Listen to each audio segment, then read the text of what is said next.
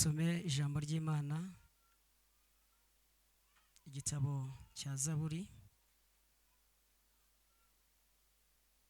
92. Igitabo cya Zaburi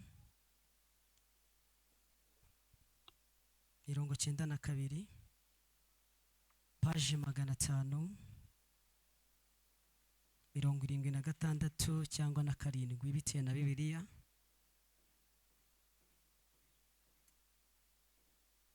Igitabo cya Zaburi 92, paje 577 cyangwa na 6 bitewe na Bibiliya.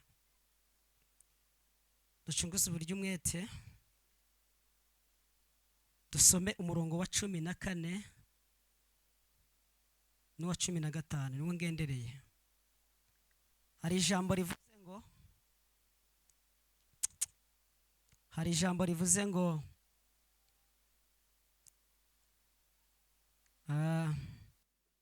duhere ku 13, umukiranutsi azashisha nk'umukindo, azashyirwa hejuru nk'umwerezi w'i Lebanoni. Ubwo batewe mu rugo rw'Uwiteka bazashishira mu bikari by'Imana yacu, bazagumya kwera no mu busaza, bazagira amakakama menshi n'itoto. Munyemere dusubiremo kandi. Umukiranutsi azashisha nk'umukindo, azashyirwa hejuru nk'umwerezi w'i Lebanoni.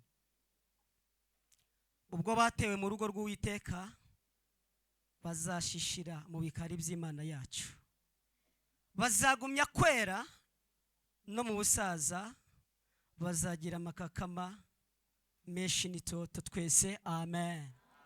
Twese amen. Kubaje twamaze kwakirana, nitwa Maniraguha Eugene, itorero n'Ibiryogo, Paruwase ni Muhima, ndumudiyakoni kuri iryo torero.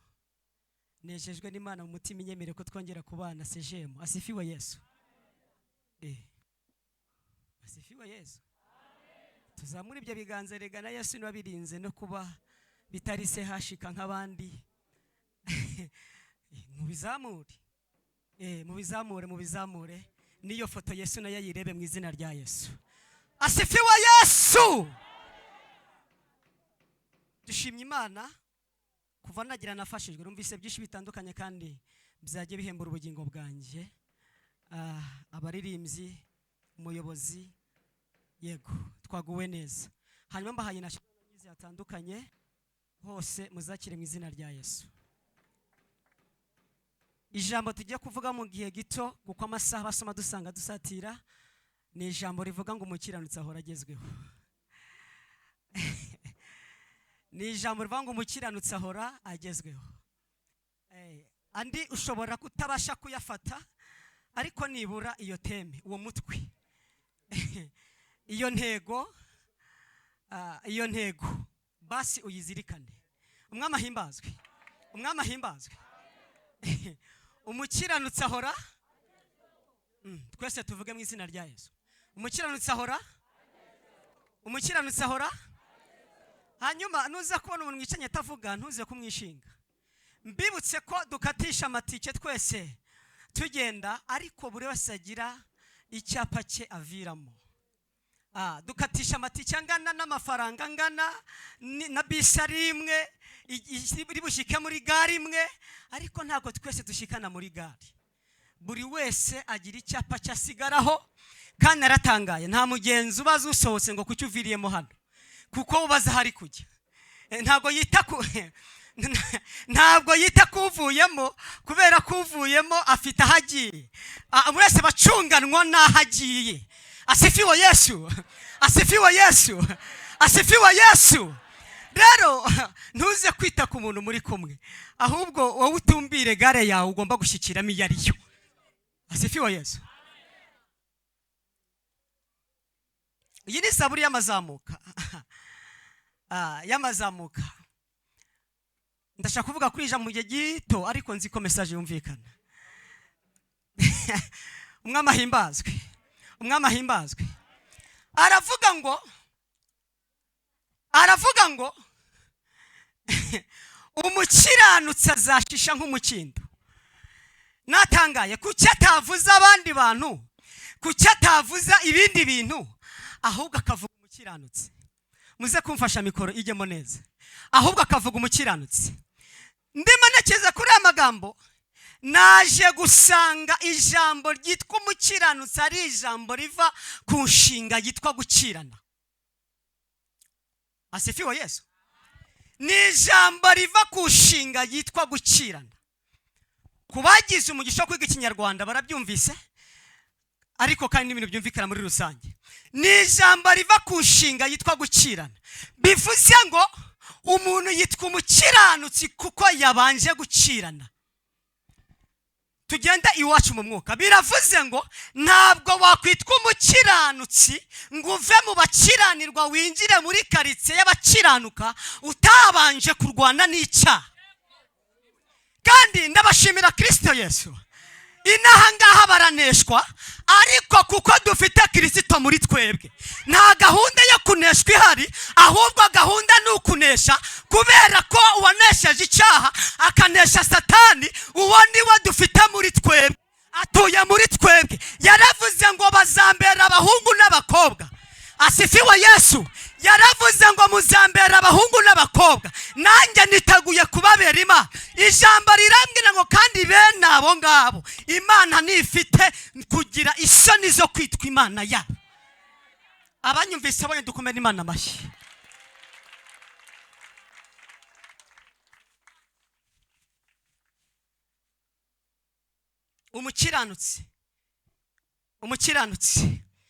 Umukiranutsi ahora agezweho. Ndashaka kwihuta nka birezima. Inanga dufite ibintu byinshi bigenda bigerwaho. Ngo abagihari haleluya. Uzi ko mbanye ngo abantu ngo batashye, abakiri imbere Imana haleluya. Nahari barahari se. Abakiri imbere Imana haleluya. Haza amazu, amapure y'amazu akagerwaho, ariko agatambuka akagenda. Yego? Hakaza imodoka zikagerwaho, zigatambuka zikagenda. Uyu munsi agezweho V8. Yego, kurakoze cyane ese kumugira. Hagezweho imodoka zigezweho, ariko cyo kintu gitangaje, nizo za mbere zije zigezweho, hari izindi zatambutse kandi zigezweho. Hanyuma munyemerere munyumve neza. Asifiwe Yesu. Asifiwe Yesu. Asifiwe Yesu. Ku rwego ibintu bigerwaho n'abantu bakagerwaho. N'abantu bakagira gute? Umuntu muri karitsiye runaka hariho hose akagerwaho, akaba ari uri kuvugwa ku byiza cyangwa ku bibi. Abahanzi bagerwaho bagatambuka, abavuga butumwa bagerwaho bagatambuka. Munyumve neza. Abagihari haleluya. Haleluya kandi. Haleluya kandi. Ku rwego kugerwaho biza bikagera no ku bakobwa barambagizwa. Uyu munsi numva bavuga ngo agezweho ngo abateye nk'ibisabo, ngo abateye ngo nk'ibisabo, ngo hejuru bato ngo hasi banini, ngo nataye ngo ntoya, ngo taye française, ibintu nk'ibyo ngibyo. Ariko asifiwe Yesu. Nabazaniye ijambo rivuga ngo ibintu byose bigerwaho, zamara kugerwaho bikarangira, bikava kuri sigisi, bikava kuri topu, bikagenda bikibagirana. Ariko umukiranutsi w'Imana, nubwo isi itamumenya, nubwo sejemu itamumenya, nubwo mu gihugu cy'u Rwanda atamenyekana, ariko leta y'ijuru, igihugu cy'ijuru kiba kivuga ngo mu isi dufite umukobwa udukora ku mutima.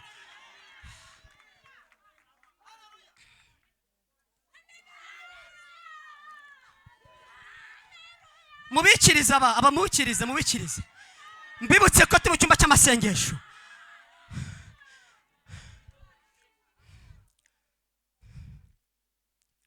Umukiranutsi ahora agize gute? Agezweho, ahora agezweho.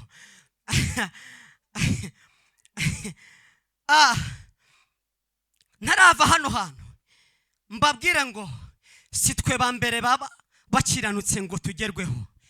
Bibiri yitwereka batubanjirije. Mu kanya umuyobozi akomeje kuri Henoki. iriya myaka yaramye yayiramye kubwo gukiranuka. Ubwo ngeze mu bintu biranga umukiranutsi. Asifiwe Yesu, asifiwe Yesu. Mu bintu biranga umukiranutsi Imana imwitura ikintu cyitwa kurama. Kugira gute? Imana imwitura ikintu cyitwa kurama. Nta gahunda yo gucenyuka ku muntu ukora ku mutima w'Imana, ntayihari. Nubwo batuma amahembe ameze ate, nubwo bawarogwa n'abatanzania bavuga ngo Tanzania ngo niyo ngiri ku rwego hejuru ngo mu gutekenika mu isi ya satanike, nubwo bagutuma himeze gute, upfa kuba ukora ku mutima w'Imana. Imana ivuga ngo uyu mukobwa amara agahinda. Munyumve neza, Imana ikeneye abantu bayimara agahinda, abandi bayiteye. Ndafashijwe kandi. Imana ikeneye abantu bayimara agahinda, mu bakobwa, mu babyeyi, mu bagabo, mu nzego zose, mu kidiyakoni, mu rwego rwose uherere mu bwari rwo rwose. Imana ikeneye kuyimara agahinda, abandi bayiteye.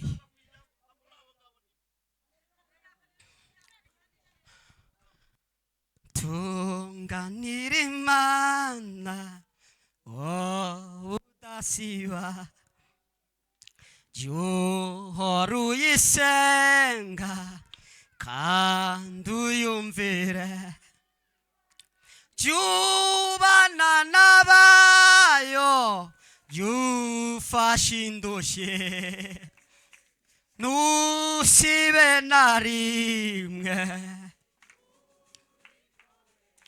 Jyubana n'abayo, fashe indushyi, ntusibe na rimwe. Imana ikeneye abantu bayimara agahinda. Mu bantu ikeneyemo umuntu. Mu bantu ikeneyemo umuntu. Asifiwe Yesu, asifiwe Yesu. Mu bantu ikeneyemo umuntu yimara agahinda, abandi bayiteye. Reka mbabwire, abantu bayigeze hano, abantu bayigeze gatandatu itangira, asanga uburyo Imana yicuje icyatumye irema umuntu. Kugeza ku rwego ifata icyemezo avuga ngo yewe fashe umwanzuro wo kurimbura isi n'ibiyituye byose, ntitaye. Kubera uburyo umuntu, mani magambo, Imana abantu bayigeza hano, abantu bari mu kidiyakoni ariko barimo bayirya. Barimo bayirya. Abantu bari mu gipasitoro, mu giki, mu matitira atandukanye ariko bayirya. Bayirya. Reka mbabwire, haranira kuboneka mu bantu badatera Imana agahinda. Asifiwe Yesu, asifiwe Yesu. Haranira kuboneka mu bantu b'abaririmbyi ariko Imana itavuga ngo isaha n'isaha nzamuritura, nzagira gute. Mwumvise Imana iri kuvuga natwe ibintu mu kanya, mwabyumvise bitambutse, mwabyumvise. Ariko nkubwira ngo muri tena harimo abandi bantu bavuga ati buretse ndaje nkwereke muri ture. Izaburi 53 hari ijambo rivanga Imana yacu izaza ye guceceka. Izaza kugira gute? Imana yacu izaza ariko ye guceceka. Imana izanwa n'ibintu bibiri. Haleluya. Izanwa n'ibintu bibiri, izanwa n'abantu babiri.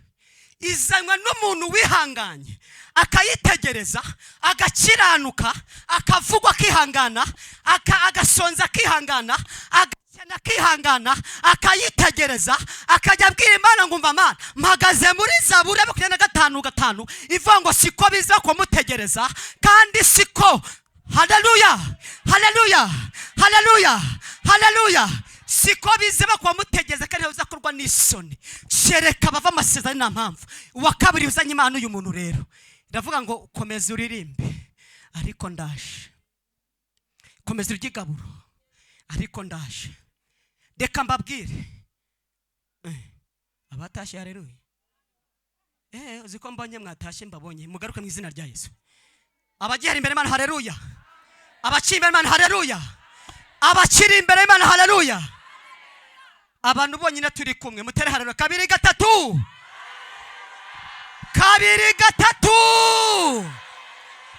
2 3.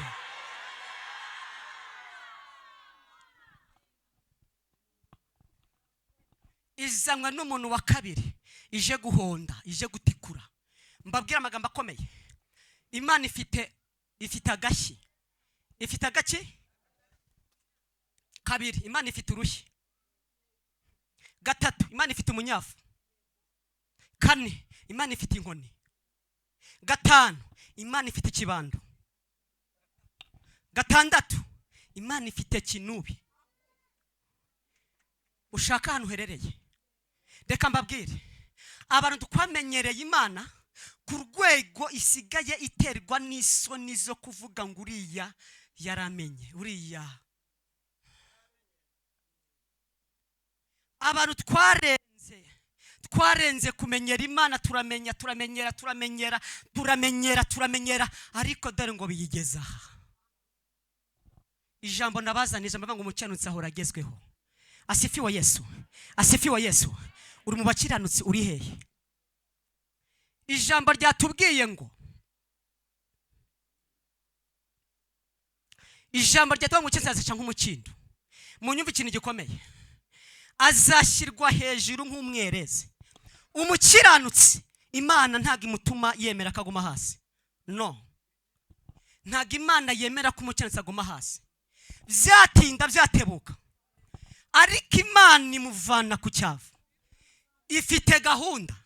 Ubwo ngeze kuri icya kabiri, twabonye ko icya mbere Imana itemera ko akenyuka. Kabiri, ikindi kintu Imana imukorera, imuvana hasi. Imuvana hehe? Ikamuzamura ngo nk'umukindo. Impamvu Imana yageranyije umukiranutsi nk'umukindo, nuko umukindo ari ikintu cy'agaciro, ni ikintu cyo kwifuzwa. Ngaho kwatwara imodoka, uzagenda imodoka uwugonge, ureba ayo uzishyura. Uzata umuhanda ugenda ugonga yayindi iri mu muhanda, idekoye umuhanda, ubundi uzarebe. Avanwa hasi, Imana ikamushyira hejuru. Asifiwe Yesu, asifiwe Yesu. Avanwa hasi, Imana ikamuzamura. Mana we.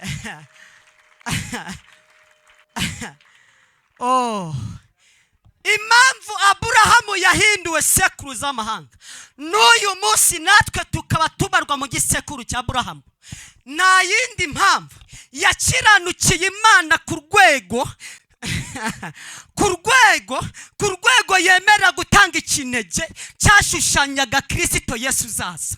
Imana iravuga ngo mbonye yuko koko mu gukiranuka unkiranukira, nta hantu nkishe, nta hantu wanyima. Mbonye ko nta kintu wanyabonye, ko ugeze ku rwego rwo gukora ibintu ufite muri plan, ibintu ufite muri gahunda, ibintu ufite muri projet. None uyuhereye none nariga mbivuga, ariko noneho ndanabyirahiye cyangwa se ndabisinyiye nkugize sekuruza w'amahanga. Abanyumvise bonye dukomera Imana amashyi.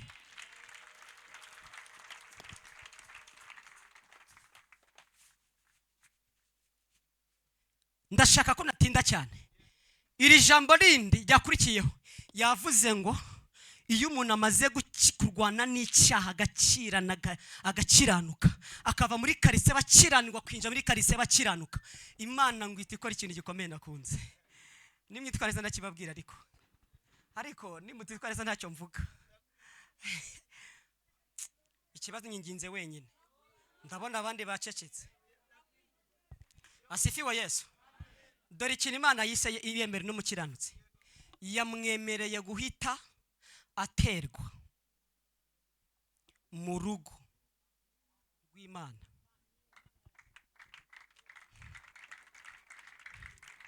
Oya, gusa imashini y'Imana koko na mudugudu atakwemera.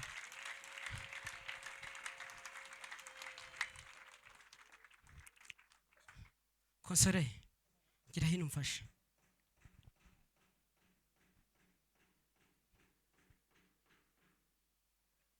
Fasha tugateruri.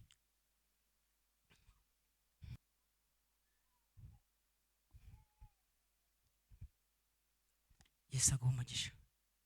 Jya kwicarira. Mwese arimo arahareba. Imana yese yemereye umuntu ikintu cyitwa guterwa mu rugo rw'Imana. tugiye gusipoza ko iyi vaze ari urugo rw'Imana, yego. Hanyuma dore uyu muntu wakiranye n'icyaha, warwanye n'icyaha akakinesha.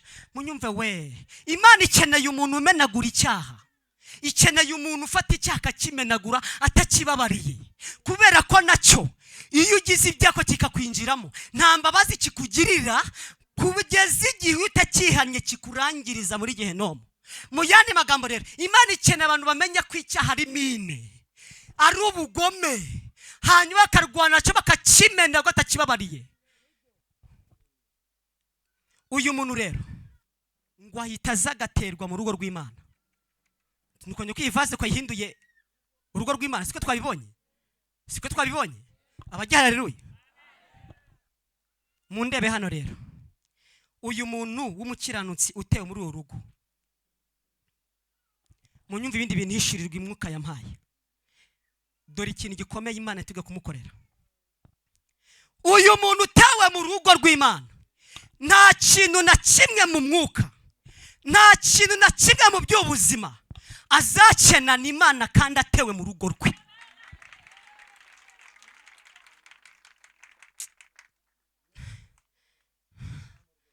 Ntabwo nishimye, ntabwo mwese munyumvise, ariko si ngombwa mwese n'ubundi ni byabene byo. Murebe hano, uyu muntu ni paka hamagare nyirurugo ngo naze ngo nishwe n'izuba ngo afite inyota. Uyu muntu yazataka inzara.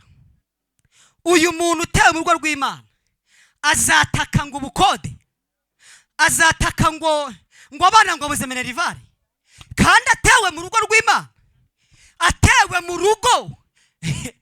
Nkora ubukwe, hari kana ageze ambura amafaranga, nkoze uko umwaka ushize mu kwa gatandatu ndimo nditegura kubyara, pare nguyu arabyumva. Noneho njya gusenga mu Imana ko mbuze amafaranga, kandi warambwiye ngo niwe utangije ubukwe, kambwira ngo igihe ni iki. Nyuma y'igihe maze narataranitse, narakasi korose nka narirenga ryo gutaranika, koko Mana ko mbuze amafaranga bite? Muzi kuri Imana yarambwiye ngo tuze umutima. Ntaga amafaranga yahozeho, ni jyewe wateye umutima mu bantu wo gukora amafaranga, ntabwo yahozeho. Humura, amafaranga ndayaguhaye. Uwo mwanya umuntu amaganya Nyabugogo ati uri ndi Nyamirama, sanga Nyabugogo kuri Beka ambikuza 100. Ubukwe bwarenze burangira ntonge ku gice cy'amafaranga. Nakoze ubukwe burarangira nta n'ideni y'igihumbi ifite ngo yupare. Ayiwewe, mbega amashyi mukomeye Imana. Kandi harimo abakobwa n'abasore Imana igiye gushingira yavuze mu kanya. Ubwo se mu yandi magambo Imana ivuganye nawe ngo nubwinjiramo n'ugamushinga nta bwoba. Upfa ko waratewe mu rugo gusa, upfa ko warageze mu rugo ratewemo. Asifiwe Yesu, asifiwe Yesu, asifiwe Yesu, asifiwe Yesu.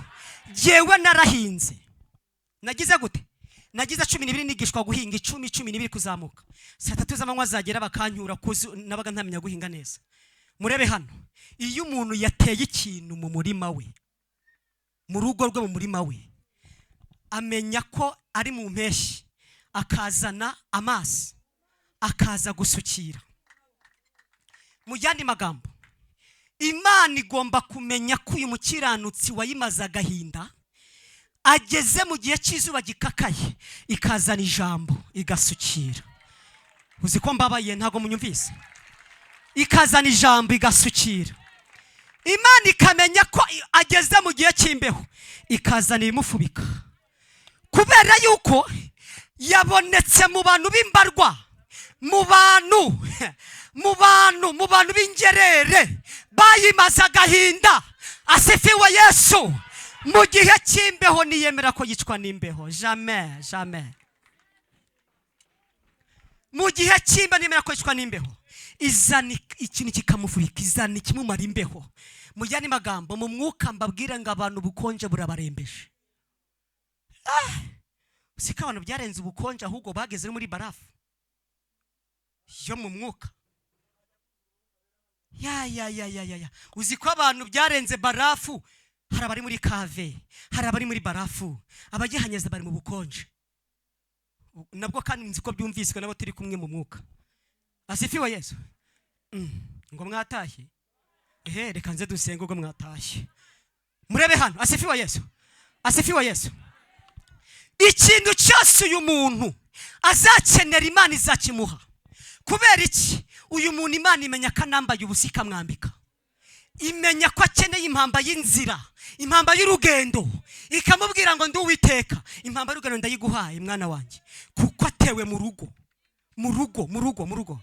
Munyumve dusenga kugira ngo amasaha yasumye dusanga dusatira dusenge. Munyumve ikintu mwuka yamishuriye kindi. Abantu bavuye mu rugo. Abantu bavuye mu rugo batewemo. Bivanyemo baragenda bajya ku gasozi. Munyumva hano ijambo rikomeye ririmo. Abantu dusigaye muri ADPR. Dusigaye mu matitiri. Diakoni, simbakunda mu diakoni. Dusigaye mu matitiri mu diakoni, mu kiririmbyi. Na bya bindi dusigaye. Ariko kera karabaye twararanduwe. Muranyumvishije se ubwo?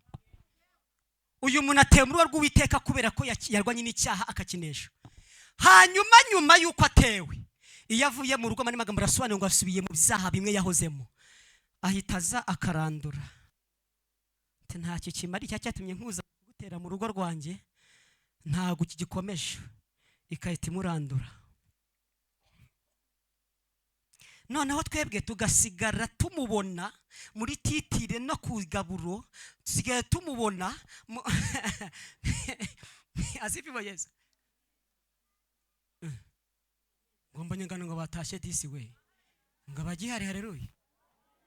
Zamuri Imana ibiganza mu izina rya Yesu. Tukamubona yobora, tukamubona muri titire nagiye gutondekanya zose uko zingana. Ariko kera karabaye Imana yaramuranduye. Ategereje ya kintu bitwabonye. Munyumve. Uze gusoma Samuel 15 urahasanga ifura mu bami ba Isiraheli. Imana yaramuranduye asigara kiyobora kandi kera karabaye Imana yaramuranduye. 3:8 ayiyobora Imana yaramuranduye. Abandi bamona yobora. Mujyane ugeze hehe uri hehe? Munyumve, sibwo bwa mbere dusenga Imana kizanye kinubi, Imana ikabizanye ikibando, Imana ikabizanye inkoni. Uherereye hehe? Mudushenze dusenge mu izina rya Yesu. Twumve nabandi. Uri hehe? Wowe usigaye uri hehe? Uhagaze he? Umugabo umwe Imana yamugiriye neza, arasenga ari umunyamasengesho uri hasi. Imana kamwe nza kugira neza nkuko Imana birimo bitubwira. Mudushyire inzogi dusenga abadiyakoni mu izina rya Yesu. Noneho agera ku rwego Imana imuzamura mu mafaranga, aracuruza, business ziragenda agubwa neza. Agira ate? Muri amateraniro, muri amasengesho, Imana ibamere kugubwa neza mu izina rya Yesu. Imana ibamere kugubwa neza. Yoroshe umusonga basongaga, isonga iby'abasongaga iborohereze mu izina rya Yesu. Imana imaze gusonga ibyamusongaga yorohewe. Atangiye kujya kurangura hanze. Ahita areka icyatumye Imana imutera mu rugo n'icyatumye imuzamura muri business. Imana ihita imurandura. Imaze kumurandura, yamuranduye byagenze gute? Yamuranduye yageze hanze, abona mu gihugu kimwe umugore umwe aravuga ngo Mana wambabariye ngasambana n'uyu muhinde, nkumva ko amera nk'abanyarwanda. Nakanumvise kera, ariko yego abarabikoze. Ajya kurangwa mu kindi gihugu, Imana wambabariye koko nkumva ko ameze nk'abanyarwanda. Noneho biva mu ntuze, biva mu kubonja cyangwa se nkuko yabyitaga mu mazina ye, ahubwo noneho bimugira imbata. Bimugira iki? Azaguha n'agakecuru kagishinze kakiri mu rugo. Ati Jésus contrôle. Imana ibikontorora. Ubusugira ngo ijambo Bibiliya nagize umugisha wo kwisoma ndayirangiza. Kukiri ijambo rye muri iteraniro. Nubwo Imana ibira bikontorora. Nubu irimo irabikontorora. mbwira umuntu uri muri kumwicanye mubwire ngo Imana irimo gukontorora. Imana iri muri kontorore. Hanyuma atumva ati ko Imana imbwiye ngo izakwikubaho. Imana izanyikubaho. Ati yamarije kukwikubaho. Abigira nayo akomeza gahunda ye yo gusambana. Muzi ibintu byamubayeho. Yatwaye imodoka. Amaze gutwara imodoka ahura n'izi hoho. Hoho murazireba? Zikubita uruhande rwa shoferi agiye bayicayemo. Yamwikubyeho imwikubyeho. Impanukira bamujyana ambulance irahageze mujyana kwa muganga. Abaganga bo bamuvuye. Muri mwango wese akajyaza akayavangura muze murebe umugabo uri kuvuga ngo Imana imwikubyeho. Imana imwikubyeho. Imana imwikubyeho. Uje wese ati tereka nanjye nuko nabibona kanze mbwe ndaro kazarebe. Yahageraho yamuha ufasha bwihutirwa ati Imana ati ngwino mugabo Imana yikubyeho we ngwino urebe. Uti reka nje bwa dogiteri azarebe ukubona ari ubwambira mubonye. Ati ngwino mugabo umuntu bwa uri kuvuga Imana imwikubyeho. Naringendere kubabwira ngo Imana ije kubaha kinubi n'inkoni n'ibibando n'iminyafu nimudahindukira ngo murwanye icyaha. Bibiliya ni kwivuze Yakobo yandika aravuga ngo murwanye icyaha, murwanye Satani ari we se w'ibyaha azabahunga kandi mwegera Imana izagira gute? Izabegera. Waje ukatuyobora mu nyo gusenga mu izina rya Yesu. Umuntu umba twamusengera Imana yegireje dusenga Imana mu izina rya Yesu. Ntabwo ndi buhatinde. Ntabwo ndi butinde. Umuntu wumva bikarimo barandeba disi we ubika umutwe wawe. Windeba ubika umutwe wawe. Ngo jya wumvira umwuka gwisurukundo nta sono uzagi oya. Yewe jya wumvira jya gwisurukundo nta soni nta oya. Dusengera abonyine se? Reka muyobozi atuyobore mu mwanya wo gusenga mu izina rya Yesu. Ariko n'ikindi mwuka kongorera igishyire mu izina rya Yesu. Nagume hano nawe turabasengera ariko Yesu ashimwe. Iyo iri jambo rimanutse mujya mu buryo. Iyo rimanutse rivuga ngo umukiranutse uhita ugenda ukajya mu nguni zo mu mutima ukajya no muzo mu rugo uhita uvuga atari ku bundi we. Iyo usanze utari we uhita uhaguruka nawe Imana ikakubarura mu bakiranutse. Twiruhanye umuntu wumva ashaka ko Imana yamutera mu rugo rwayo nahaguruke. Umuntu wumva ashaka ko Imana yamutera mu rugo rwayo akabarerwa n'abakiranutsi abatatugize. Umukiranutsi agezweho. Umukiranutsi agezweho. Rwose ubwo ndimo ndabibabwira ngira ngo ugende ubitekerezaho gake. Uhaguruka uvuge utari ko Mana wanteye mu rugo rwawe. Kera ibi barabitubwiraga tukumva biraryoye. Ariko ubu dusigaye turyoherwa ngo n'imiceri. Imana ibanterere mu rugo rwayo. Ndi imbere y'Imana, Imana batere mu rugo rwayo. Ngaho mwebwe muri bo mugenda mubyumva tambuka uzanga tugusengere turakurambura ibiganza. Wiyizire rwose. Wiyizire. Abanga guhaguruka ntitwabarenganya. Ariko utambuke uze wiyizire. Imana igutere mu rugo rwayo. Imana igutere mu rugo rwayo. Imana igute hano abahaje abashyitsi muze hano tambuke muze. Hano abahaje abashyitsi batandukanye. Uyu nguyu ubwo arashe ku cyaha undi uza kuzana wararasa handi. Wasanga arashe no mu byifuzo byabazanye ariko nibura Imana igutere mu rugo rwayo. N'umuntu utarakira Yesu nk'umwami n'umukiza nawe atambukiremo hano aze kuzana. Ariko si ubwo ko mbona musigaye ubu iri jambo murabona atari ry'Imana yahaye abantu b'Imana. Imana ibamera umugisha mwinshi. Tambuka nawe tambuka n'utarakira Yesu nk'umwami ngwino nimuze hano nimuze hano nimwizi igendere hari pfukame hari ahirya. Ariko si ubwo nawe urasigaye uwo mutima urimo kubwira ngo genda n'uw'Imana ukubwira ngo icara n'abazimu baguteye. Kandi waje hano mu bintu Imana bya mbere igomba kugukiza ikagukiriza ubugingo ikagukiriza ikagukiriza umutima, ikagukiriza ubwenge n'umutima n'imbaraga byawe. Ndasaba shemu mwarimu atambuke aze hano, hanyuma dufatanye gusengera bano bantu b'Imana.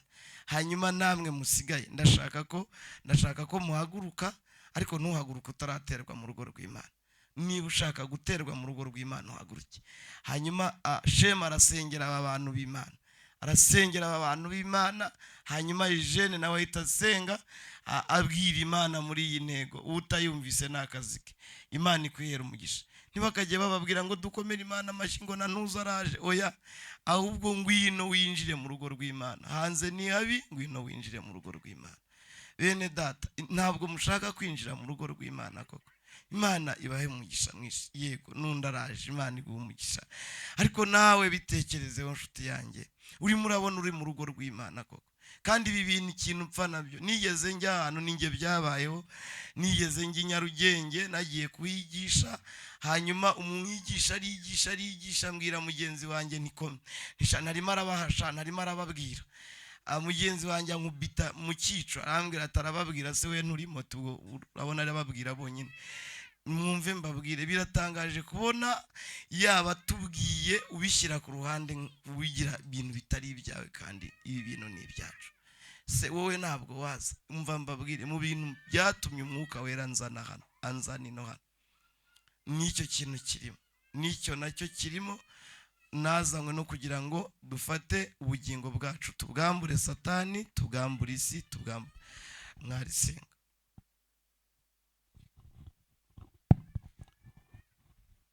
Muri mwebwe hari umuntu waje kwakira Yesu nk'umwami mwiza we bwa mbere utarabatizwa mu mazi menshi? Nazamura ikiganza turebe. Yes. Abandi mwari mwarabatijwe mu yandi matorero? Mwarabatijwe?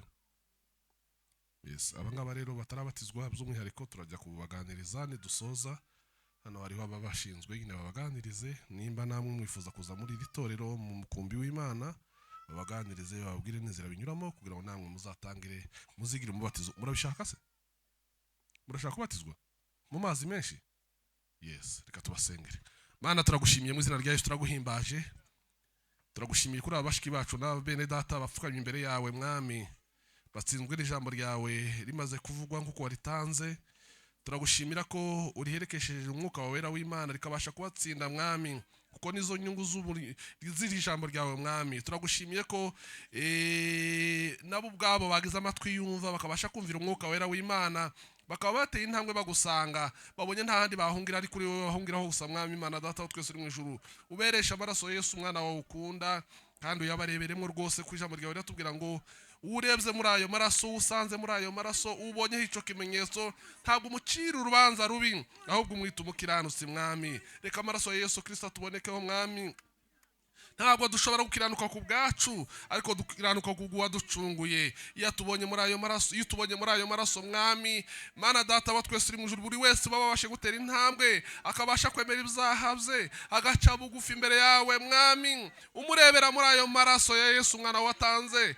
Mana data wa twese uri mu ijuru, ukamwita umukiranutsi. Reka ijambo ryawe ribeze, ijambo ryawe ryifitemo imbaraga, ijambo ryawe ryifitemo ubushobozi bwo koza umuntu akabona imbere yawe. Ndagushimiye kugiye kubaha imbaraga zo kunesha icyaha. Mana, turacyari mu isi, turi ku rugamba, tugenda turwana buri munsi, ariko Mana data wa twese uri mu ijuru, reka izi imbaraga zabazanye Mana zibaho ubushobozi bwo gutsikamira kamere zabo. Umwuka wera w'Imana atwarire imitima yabo, bahinduke rwose bagize imitima mishya, uko bava ngaha mwami, abona bose babone ko bahuye nawe. Ndagushimiye ko twumvise abashiki bacu na bene data bemeye kuza gutera ino ntambwe, bakaba bifuza nabo kugera ikirenge mu cya Kristo mwami Yesu wabatijwe mu mazi menshi, nawe nabo barifuza gutera iyo ntambwe. Mana, baha imbaraga zo kubasha guhamya. Ni ku ijambo ryawe riratubwira ngo uwo mwuka wera w'Imana azabazaho, azabahindura abagabo bo kumpamya, uhereye Yerusalemu ni Yudeya ni Samariya ndetse ngo muzagaza ku mpera y'isi. Reka babashe guhamya none aha ngaha mwami. Ijambo ryawe riratubwira ngo abazagira isoni zo kuguhamiriza hano, nawe uzagira isoni zo kubahamiriza imbere y'Imana data. Mana data wa twese uri mu ijuru, umwuka wera w'Imana nabaherekeze, abaganirize, abahe gufata umwanzuro w'ubuzima bwabo, kandi ntibawufatire muri kamere, ariko umwuka wera w'Imana nabashoboze. Ndagushimiye ko twumvise, kandi ubakoreye ibirenze ibyo tugusabye ku bwa Yesu umwami n'umukiza wacu amen. Babandi rero bavuze ko bifuza ko tera ino ntambwe nabo bakazabatizwa amazi menshi, ni muce muri inzira gatoya, nimuze muhagarare gatoya. Nabonye muri bangahe abo ngabo batarabatizwa, babandi bavuze ko bemera nabo gutera ino ntambwe bakazabatizwa amazi menshi, ni batatu. Ninde mu diakono uri hano namubonye yinjira hano nangaha nubwo atahoze hano, nimba hari Evariste nguriya, uyu mugabo ni mugende abagira inama, anabandike n'amanimero, abagira inama uko bigezagenda namwe kugira ngo muzabatizwe mu mazi menshi. Yesu ashimwe. Onyemere duhaguruke dusengere muri iki cyifuzo, tubwire Imana ngo duhe guhora turi mu rugo rwawe, duhe guhora dutewe mu rugo rwawe. Ubwo tubonye ko umukiranutsi ahora agezweho, ubwire Imana ngo ndumva nifuza guhora. None se abantu tukicaye twagezeyo, mwihangane kereka ufite ikibazo cyihariye. Nkomeza mwami sinjye ndege nyine, umbeha. Nkomeza mwami sinjye ndege nyine, umbe hafi mu rugendo. Zamura ibiganza byawe, bwira Imana ngo mizindi imbaraga zo gumenagura icyaha. Mana mu izina rya Yesu, itariki ya 18 ijambo ryawe ritubwiye ko umukiranutsi mu maso yawe ahora agezweho. Aba bakobwa, ababyeyi, aba bagabo, aba basore baha izindi imbaraga sha mu mugisha dusabye muri iri terana, muri iri jambo twumvise, duha izindi imbaraga zo gukandagira icyaha, zo kwishima hejuru, duhe kunesha nk'uko banesheje mu izina rya Yesu. Tubeho mu buzima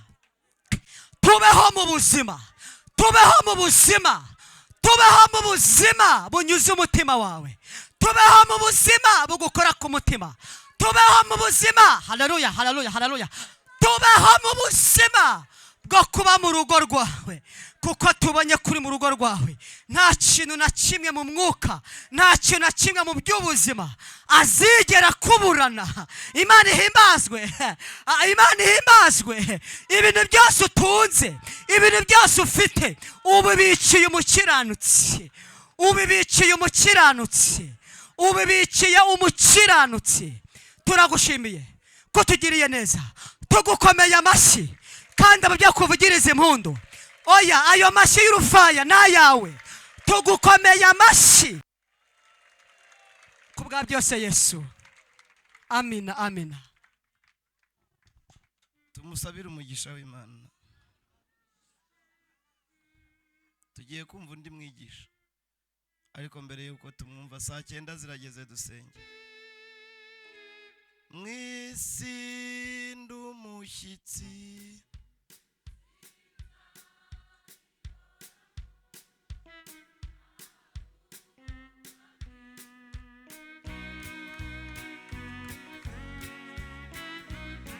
si rero kiba no mu mavuta ya mikorofone.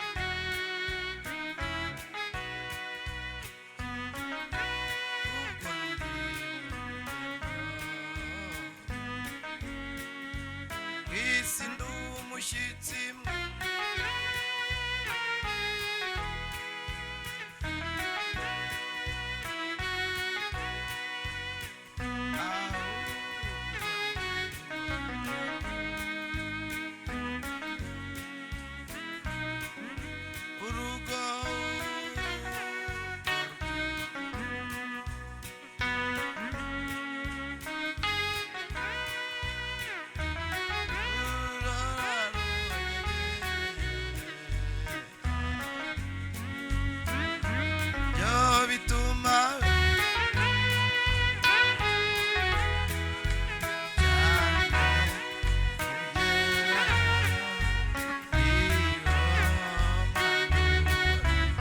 abahereje Imana amashyi, Imana ibamere.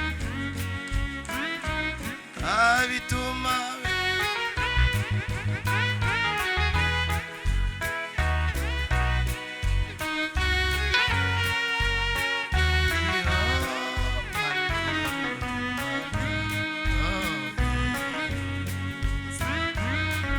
Paulo we Paulo ati teka iteka ryose iryo sezerano iryo sezerano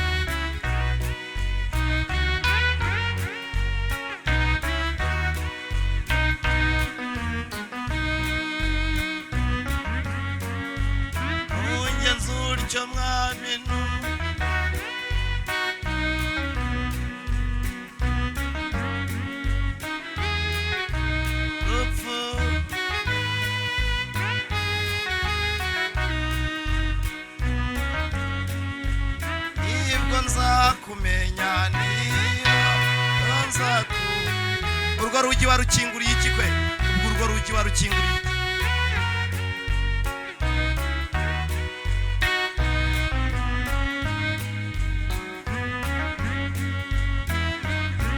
ibwo rero nibwo nzakumenya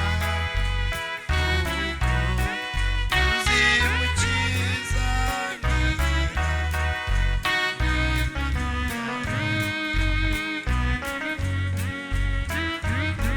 nibwo rero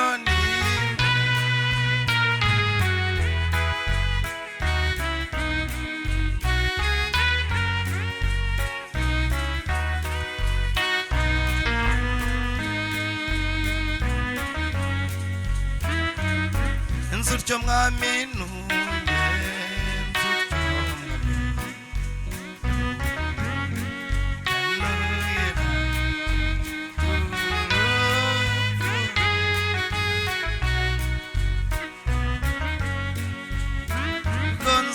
kumenya